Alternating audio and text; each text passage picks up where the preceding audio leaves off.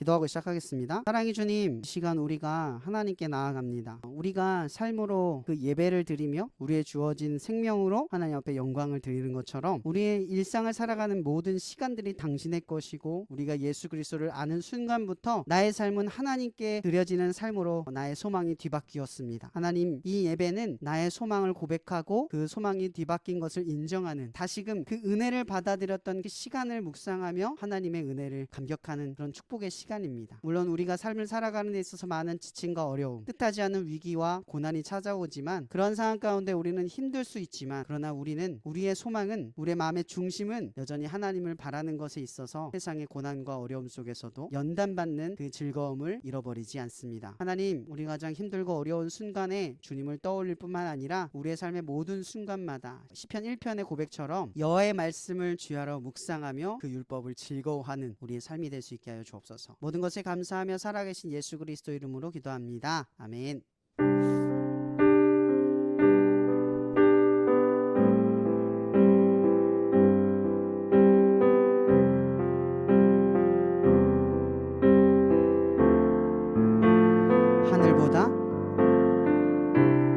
하늘보다 높으신 주 사랑, 바다보다 넓으신 주 사랑, 나를 향한 크고 높으신 사랑, 헛되고 헛된 그 모든 것 내게서 멀리 거두셨네.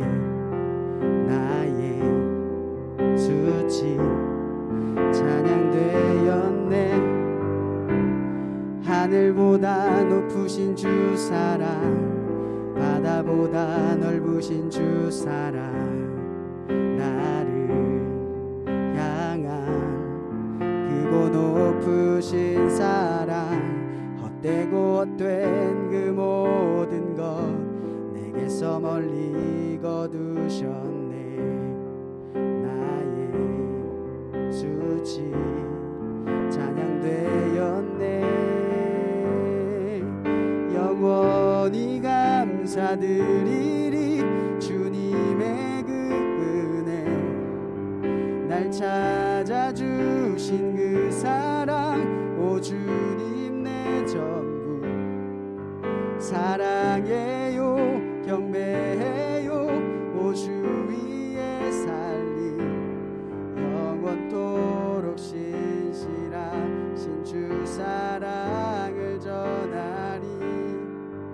영원히 감사드리리 오 주님의 은혜, 날 찾아주신 그 사랑, 오 주님 내 전부 사랑해요 경배해요. 오 주 위에 살리 영원토록 신실하신 주 사랑을 전하리. 하나님께서 세상을 사랑하사 독생자를 주셨으니 믿는 자는 영생을 얻으리. 하나님께서 세상을 사랑하사 독생자를 주셨으니 믿는 자는 영생을 얻으리. 하나님께서 세상을 사랑하사 독생자를 주셨으니 믿는 자는 영생을 얻으리. 하나님께서 세상을 사랑하사 독생자를 주셨으니 믿는 자는 영생을 얻으리. 난 믿네, 난 믿네, 난 믿네. 다시 사신 독생자 난 믿네, 난 믿네, 난 믿네. 다시 사신 독생자 희생자 난 믿네 난 믿네 난 믿네 난 믿네 난 믿네 난 믿네 난 믿네 난 믿네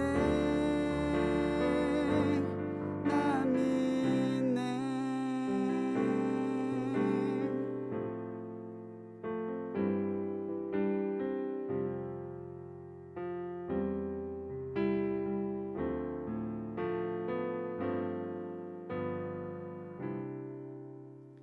아멘. 이 시간 우리의 슬픔을 우리의 이런 진지함을 다시 주님을 생각하는 마음이 기쁨으로 뒤바뀌는 그 변화의 순간을 고백하기를 주님의 이름으로 축복합니다.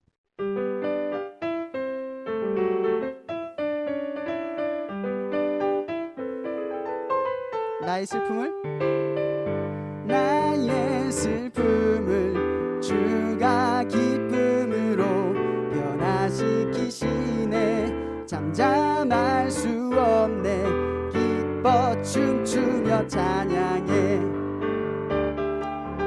나의 슬픔을 주가 기쁨으로 변화시키시네 잠잠할 수 없네 기뻐 춤추며 찬양해 상처뿐인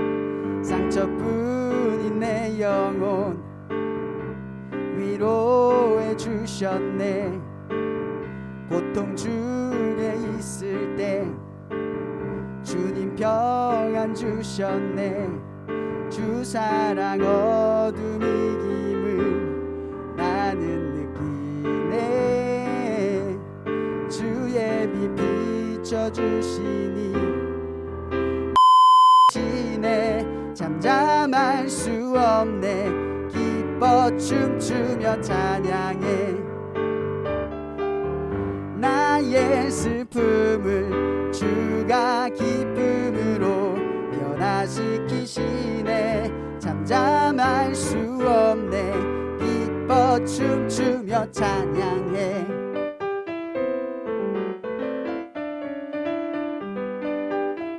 우리 다시 한번 고백해봅니다. 나의 슬픔을 주가 기쁨으로 변화시키시네 잠잠할 수 없네 기뻐 춤추며 찬양해 나의 슬픔을 주가 기쁨으로 변화시키시네 잠잠할 수 없네 기뻐 춤추며 찬양 상처뿐인 내 영혼 위로해 주셨네 고통 중에 있을 때 주님 평안 주셨네 주 사랑 어둠 이김을 나는 느끼네 주의 빛 비춰주시니 내 마음 기뻐 주 찬양하네 나의 슬픔을 주가 기쁨으로 변화시키시네 잠잠할 수 없네 기뻐 춤추며 찬양해 나의 슬픔을 주가 기쁨으로 변화시키시네 잠잠할 수 없네 기뻐 춤추며 찬양해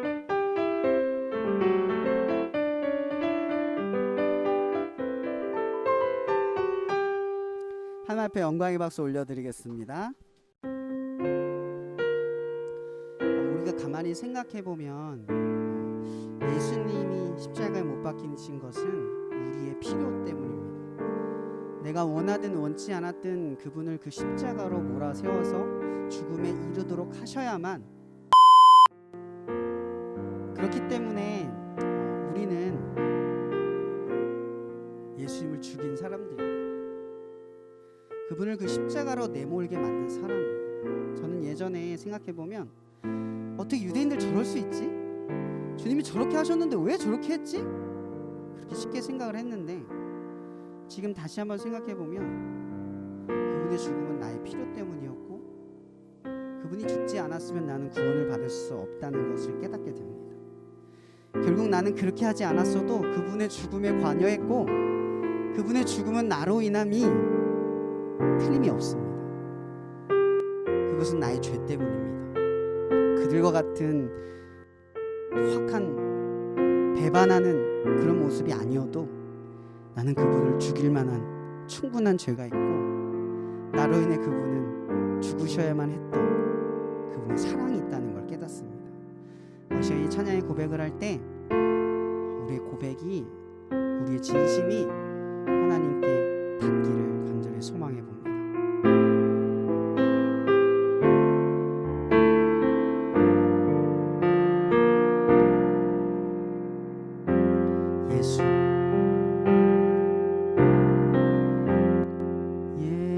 예수 흠도 죄도 없는 당신이 깊이 감춰둔 내 죄로 인하여 하나님의 어린 양 속죄의 제물 되어 저주받은 나무에 달리셨네.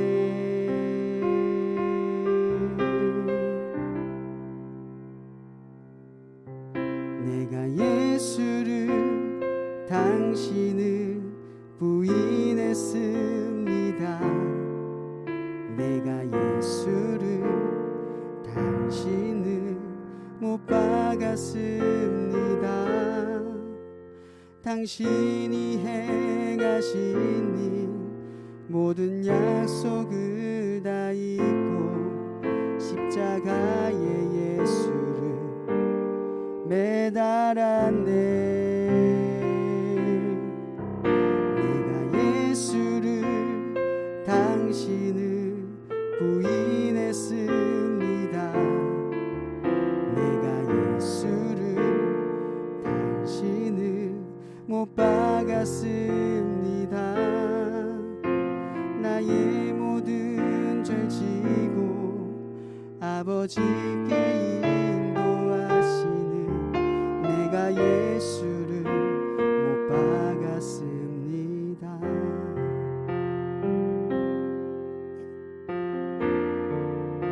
예수 참사랑과 예수 참사랑과 평화의 주님 소망 없이 멀어진 우리를 하나님과 온전히 화목해 하기 위해 십자가로 막힌 담 허무셨네.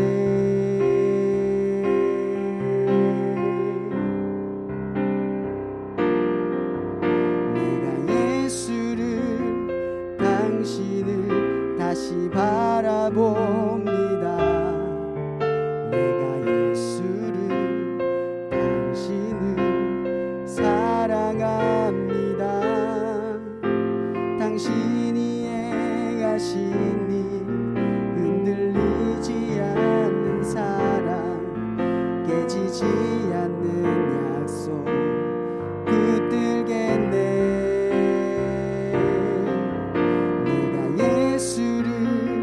당신을 다시 바라봅니다.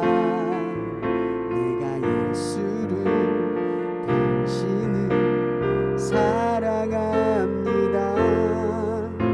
갚을 수 없는 사랑 아버지께 인도하시네. 내가 예수를 사랑합니다. 시간 다 함께 기도했으면 좋겠는데요. 여러분 오늘 말씀의 주제가 익숙함이라는 주제예요. 여러분들은 무엇에 익숙해 계세요? 하나님과 살아가는 일에 익숙해 계시나요? 아니면 혼자 어렵게 살아가는 삶에 익숙해져 가고 있나요? 누구는 이런 말을 하더라고요. 코시국? 요즘에 시국을 코시국이라고 줄여서 말하는데, 저는 요즘 그런 묵상이 자꾸 돼요. 고난을 견디고만 있는가, 아니면 말씀을 가지고 싸우고 있을까? 여러분들, 이 시간을 통하여서 여러분들은 하나님을 위한 시간으로 버텨내고 계시나요? 아니면 고난이 끝나겠지, 그걸로 버티고 계시나요? 여러분, 소망을 바라보게 하는 힘은 말씀으로 오늘을 살아내는 것으로 나타난 줄 믿습니다. 여러분, 이 시국에도, 아니 이 시국이 끝난 뒤에도 우리의 삶의 여정은 여전히 말씀 가지고 싸우는, 전혀 세상과는 다른 길로 걸어가는 우리들의 삶의 시간들이 있는 줄 믿습니다. 이 시간 기도할 때는, 하나님, 내가 지금 이 시간들을 보내면서 무엇에 익숙해져 가고 있을까요? 내가 하나님께 익숙해져 가고 있는지, 아니면 그저 이런 시간들을 보내면서 세상적으로 익숙해져 가는 우리들의 모습이 있는 것은 아닌지 시간 돌이켜보며 회개하며 결단하며 그 소망을 바라며 이 시간 기도하며 나아갔으면 합니다. 기도하겠습니다.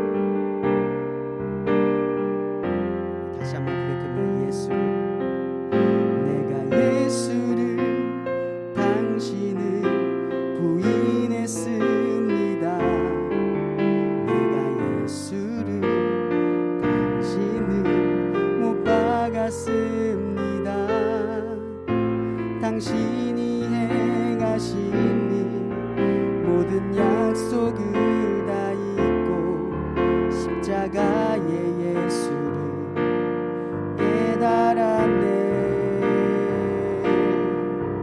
내가 예수를 당신을 부인했습니다. 내가 예수를 당신을 못 박았습니다. 나의 모든 죄 지고 아버지께 인도하시는 내가 예수를 못 박았습니다. 내가 예수를 당신을 부인했습니다. 내가 예수를 당신을 못 박았습니다. 당신이 행하신 행하신 모든 약속을 다 잊고 십자가의 예수를 깨달았네. 내가 예수를 당신을 부인했습니다. 내가 예수를 당신을 못 박았습니다. 나의 모든 죄 지고 아버지께 인도하시는 내가 예수를 못 박았습니다. 우리 잔잔하게 우리 목소리로만 고백합니다. 내가 예수를 당신을 부인했습니다. 내가 예수를 당신을 못 박았습니다. 당신이 행하신 일 모든 약속을 다 잊고 십자가의 예수를 깨달았네. 내가 예수를 당신을 부인했습니다. 내가 예수를 당신을 못 박았습니다. 나의 모든 죄 지고 아버지께 인도하시는 내가 예수를 못 박았습니다.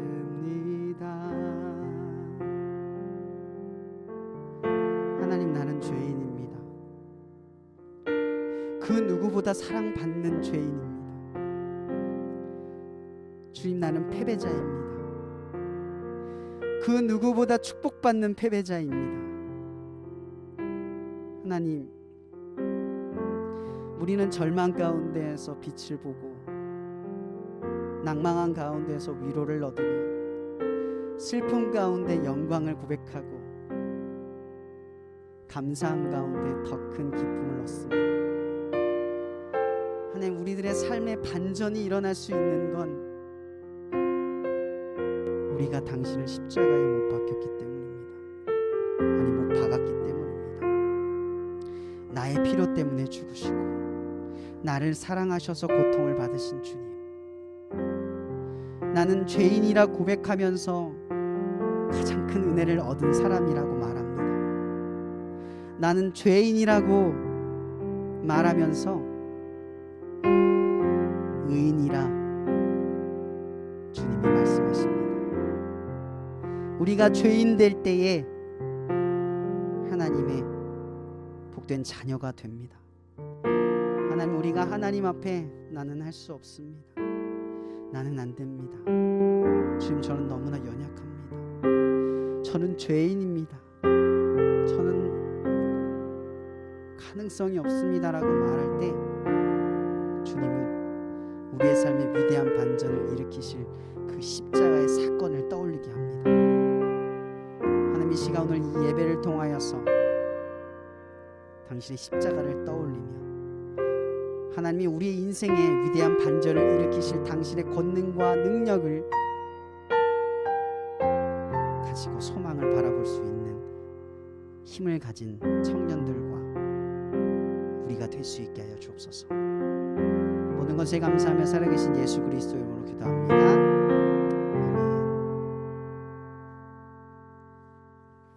네, 오늘 말씀은요, 무엇에 익숙한가라는 주제를 가지고 말씀을 전하려고 합니다. 말씀을 먼저 읽어볼게요. 사무엘상 17장에서 31절에서 40절의 말씀. 어떤 사람이 다윗이 한 말을 듣고 그것을 사울에게 전하였으므로 사울이 다윗을 부른지라. 다윗이 사울에게 말하되 그로 말미암아 사람이 낙담하지 말 것이라. 주의 종이 가서 저 블레셋 사람과 싸우리이다 하니 사울이 다윗에게 이르되 내가 가서 저 블레셋 사람과 싸울 수 없으리니 너는 소년이요 하며 그는 어려서부터 용사임이니라. 다윗이 사울에게 말하되 주의 종이 아버지의 양을 지킬 때에 사자나 곰이 와서 양떼에서 새끼를 물어가면 내가 따라가서 그것을 치고 그 입에서 새끼를 건져내었고 그것이 일어나 나를 해하고자 하면 내가 그 수염을 잡고 그것을 쳐 죽였나이다. 주의 종이 사자와 곰도 쳤은즉 살아계시는 하나님의 군대를 모욕한 이 헬레받지 않은 블레셋 사람이리까 그가 그 짐승의 하나와 같이 되리이다. 또 다윗이 이르되 여호와께서 나를 사자의 발톱과 곰의 발톱에서 건져내었은즉 나를 이 블레셋 사람의 손에서도 건져내시리이다. 사울이 다윗에게 이르되 가라 여호와께서 너와 함께 계시기를 원하노라. 이에 사울이 자기 군복을 다윗에게 입히고 노투구를 그의 머리에 쓰이고 또 그에게 갑옷을 입히매 다윗이 칼을 군복 위에 차고는 익숙하지 못하므로 시험적으로 걸어보다가 사울에게 말하되 익숙하지 못하니 이것을 입고 가지 못하겠나이다. 곧 벗고 손에 막대기를 가지고 시내에서 매끄러운 돌 5을 골라서 자기 목자의 제구 곧 주머니에 넣고 손에 물매를 가지고 블레셋 사람에게로 나아가니라. 익숙함이라는 주제를 가지고 전하려고 하는데 어원적인 의미를 보면 어떤 일에 자연스럽게 그 일에 숙련되어지고 능숙해지는 것을 의미하는 거예요. 길들여지는 거죠. 나도 모르게 그것이 어느 시점이 되면 그냥 잘 되는 거죠. 이건 몸으로 익힐 수도 있고 머리로도 되어질 수 있는 거라고 생각해요. 오늘 본문 말씀 39장에 보면 다윗이 그 사울 앞에 갔을 때 익숙하지 못하여 라는 2가지 단어가 등장을 해요. 익숙하지 못했다. 제가 묵상을 하게 됐어요. 나는 무엇에 익숙한 사람일까? 그럼 다윗이라는 인물을 한번 떠올려 볼까요? 다윗이 지금 형들이 전쟁하고 있는 블레셋과 이스라엘 진영 사이에 있는 그 상황, 대치되어 있는 상황에 형들의 안부를 물어보기 위해서 아버지의 부름을 받고 형들을 찾아간 거예요. 그러한 상황을 본 중에 갑자기 블레셋의 2척이나 되는 골리앗 장군이 이스라엘에다 대고 너희들은 이길 수 없다. 너희들의 하나님은 이스라엘은 지금 너희들을 지키지 못하실 거다. 하나님은 너희들은 질 거다. 그게 아니면 나와서 나랑 싸우자. 나와라. 라고 이야기를 하고 있는 거예요. 다윗이 그런 골리앗의 모습 그 이야기를 듣고 분노에 휩싸이면서 화를 낸 걸 주변 이스라엘 사람들이 본 거죠. 그리고 사울 왕 앞에 나아가게 되는 장면이에요. 근데 한번 생각을 해봅시다. 그곳에서 골리앗의 이야기를 듣고 반응할 수 있는 2가지 부류밖에 없었던 것 같아요. 하나는 다수의 이스라엘 사람들과 사울 왕, 또 하나는 다윗. 이런 거 한번 생각해 봅시다. 이스라엘이 전쟁을 벌일 때 가장 중요한 핵심은 뭐예요? 이스라엘이 전쟁에 이겼을 때 하나님이 그 전쟁을 통해서 받으시려고 하는 게 뭘까요? 영광이죠. 하나님이 받을 건 영광이에요. 여러분, 그들이 하나님의 이름으로 싸우기 때문에 영광이 되는 거죠. 근데 하나님의 이름이 모욕을 받는 그 순간 아무도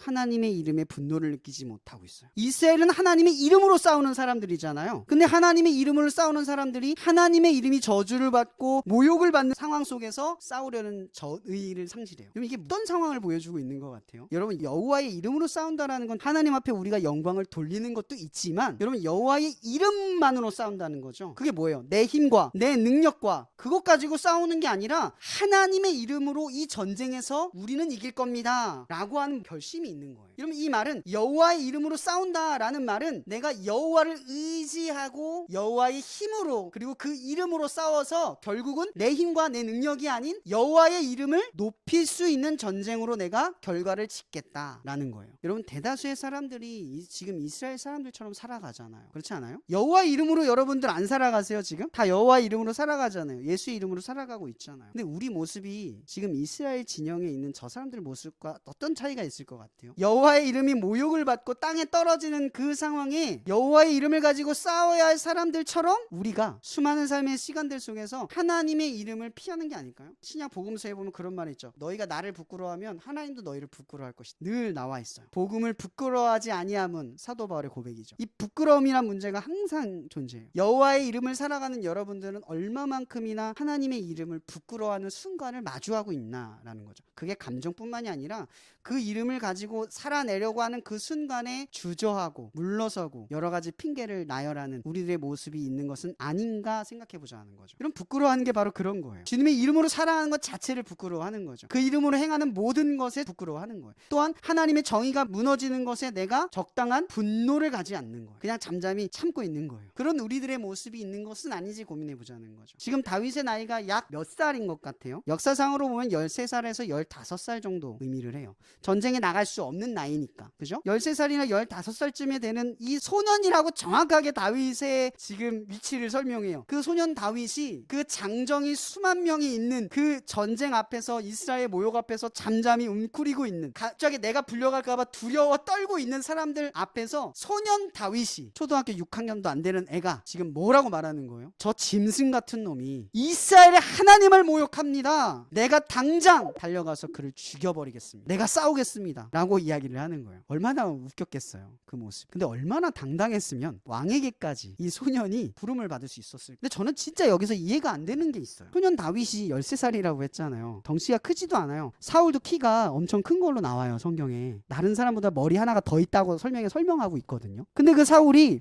골리앗 앞에 나가지를 못하고 있는데 소년 다윗을 불러서 자기를 대신해서 이스라엘을 대표해서 싸우라고 하고 있는 거예요, 이 장면이. 여러분, 이게 상식선에서 이해가 되세요? 너무 비겁하지 않아요, 지금? 아무리 용맹해도 상식을 가지면 어린 아이를 저 2척이나 되는 사람 앞에 세워서 우리를 대표로 해서 싸우라고 말할 수 있나요? 이게 이스라엘이 가지고 있는 상식이었던 거예요. 두려움에 잡히니까 상식이 사라져버린 거죠. 누구라도 나갔으면 했던 것 같아요. 그래서 사울왕의 분별력이 사라진 거죠. 근데 저는 이 장면에서 다윗의 고백을 한번 생각해 보게 돼요. 여러분, 다윗이 지금 무슨 이야기를 하냐면, 내가 여호와의 이름으로 아버지 양을 지킬 때 사자와 곰이 우리 양을 치면 내가 물맷돌로 사자와 곰을 맞춰서 양을 지켰습니다. 혹여나 그 짐승이 다시 일어나서 덤비기 전에 내가 그 짐승의 수염을 잡고 단박에 죽였습니다. 내가 그렇게 양을 지켰습니다. 라고 이야기를 하고 있는 거예요. 저는 이 상황 속에서 다시 한번 생각을 해봤어요. 이런 다윗이, 이런 사자와 곰이 웬만한 장정들이 상대할 수 있는 짐승인가요? 아니죠. 분명히 아니에요. 근데 13살 되는 다윗이, 그러면 다윗이 사자와 곰을 잡을 때의 시점의 나이는 어느 정도 됐을까? 더 어리지 않았을까요? 이게 최근에 일어난 일은 아닐 거 아니에요, 그죠? 그럼 제가 왜 이야기를 하냐면, 다윗이 사자와 곰을 통해서 아버지가 맡기라고 하신 그 양을 지켰을 때 어린 다윗이 양을 지킬 수 있는 상식이 있을까요? 아버지는 왜 그 어린 다윗에게 양을 지키라고 말했을까? 어떤 문헌에 보면 이 다윗이 첩의 자식이기 때문에 아버지가 존귀 여기지 않았다라고도 이야기를 해요. 왜냐하면 실제로 사무엘상에 보면 다윗을 소개시키지 않거든요. 아들이 아니라고 생각을 하는 거예요. 종과 같이 부리는 존재라는 거죠. 그 다윗이 그런 아버지의 말씀에 순종해서 아버지의 양을 지키는데, 어린 나이에 있는 다윗이 무엇을 의지하며 물맷돌을 던지는 씨름을 하기 시작했을까가 중요한 거예요. 이런 다윗이 익숙했던 건 뭐예요? 물맷돌을 던져서 곰을 맞춰서 양을 지켜내는 거. 그게 자기에게 익숙했던 거예요. 그것이 익숙했을까요? 그 돌만으로 상대할 수 있었을까요? 처음에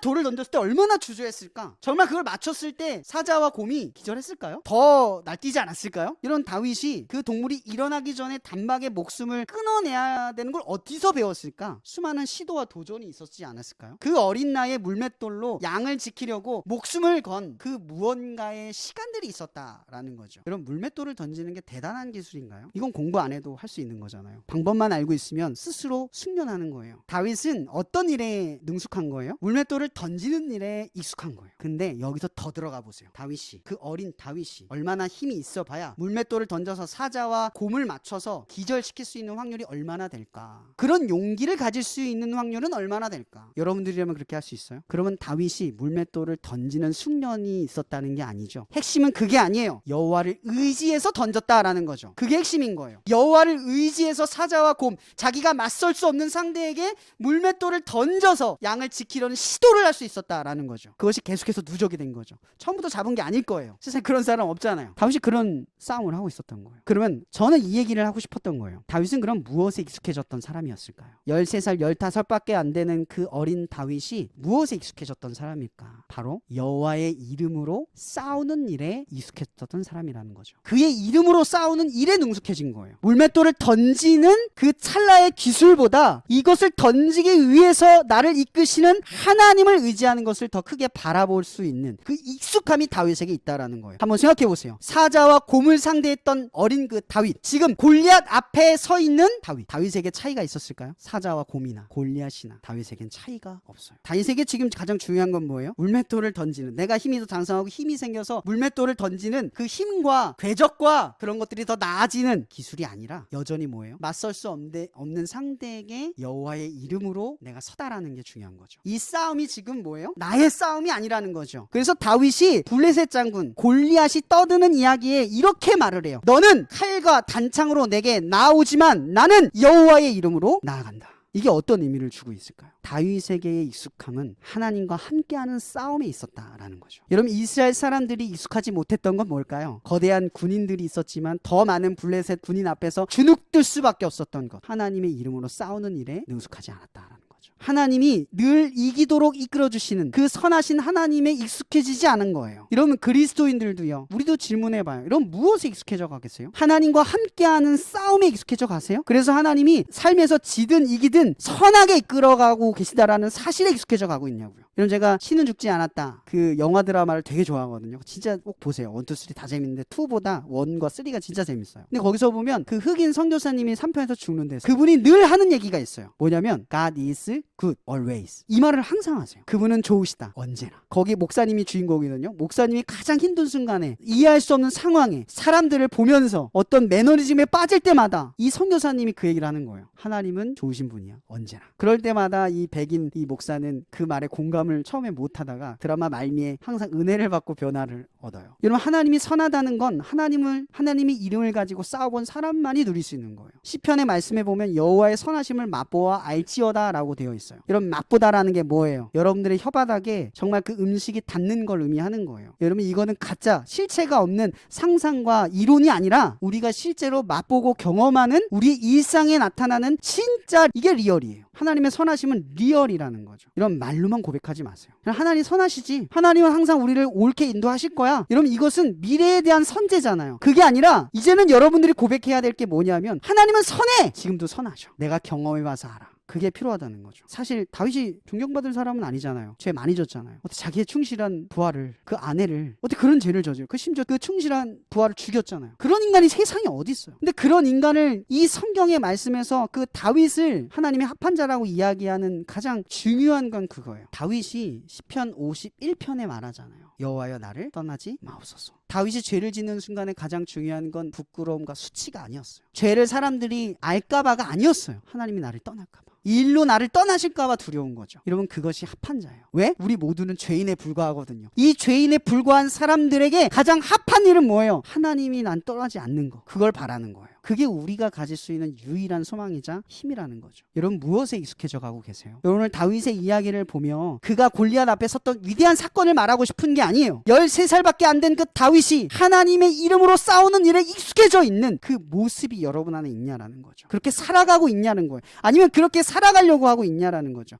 여호와의 이름으로 싸우는 것에 익숙해져 가고 있냐라는 거예요. 그래서 점점 그분이 선하시고, 그분이 모든 일은 옳고, 그것을 미래에 대해서, 앞으로 닥칠 일에 대해서 고백하는 게 아니라 지금 고백할 수 있는 힘이 있냐라는 거예요. 그 진실함이 있냐라는 거예요. 오늘 말씀을 나누면서 이 말씀으로 질문을 던지려고 해요. 계속해서 여러분의 삶 속에 던졌으면 좋겠어요. 나는 지금 무엇에 익숙해져 있는 사람인가? 세상에 물들어가는 사람인가? 아니면 하나님의 이름으로 싸우는 일에 숙련되어지고 있는가? 여러분들의 모든 시간들을 하나님과 익숙해져가는 시간들로 사용할 수 있기를 축복합니다. 기도하고 마칠게요. 사랑해 주님, 감사합니다. 오늘도 함께 모여 예배할 수 있게 해주신 것 감사합니다. 이제 코로나 4차 유행이 정말 우리의 일상을 또 한 번 엄습합니다. 코시국이 언제 끝날지 모르는 이 상황을 바라보면서 우리는 다시 한번 한숨을 내쉬고 절망감에 휩싸입니다. 그러나 주님, 우리의 삶은 여전히 이 땅 가운데 살아내고 있고 앞으로도 살아낼 것이기에 우리의 싸움은 여전히 이 세상 가운데 놓여져 있을지라도 여전히 하나님의 말씀을 가지고 오늘을 살아내는 당신의 자녀다운 모습을 잃어버리지 않게 도와주시옵소서. 상황적인 절망감이 아무리 우리를 엄습하고 우리를 움츠리게 할지라도, 저 골리앗 앞에서 우리가 나서지 못할 용기에 그 무기력함에 처할지라도 여호와의 이름으로 선언하고 다시금 싸울 수 있는 우리가 될 수 있도록 우리의 죄를 용서하시고 우리를 의인으로 이끄셔서 당당하게 나아갈 수 있는 당신의 자녀로 회복시켜 주시옵소서. 오늘도 우리와 함께 하시고 과거에도 우리와 함께 하셨고 앞으로도 우리와 함께 하실 예수 그리스도의 은혜로부터 어느 시간과 어느 순간에도 우리랑 동행을 멈추지 멈추지 않으실 예수 그리스도의 이름으로 감사하며 고백합니다. 하나님 앞에 영광의 박수 올려드리겠습니다. 하나, 둘, 셋 한번 찍을게요. 하나, 둘, 셋. 한 번 더 찍겠습니다. 다른 포즈.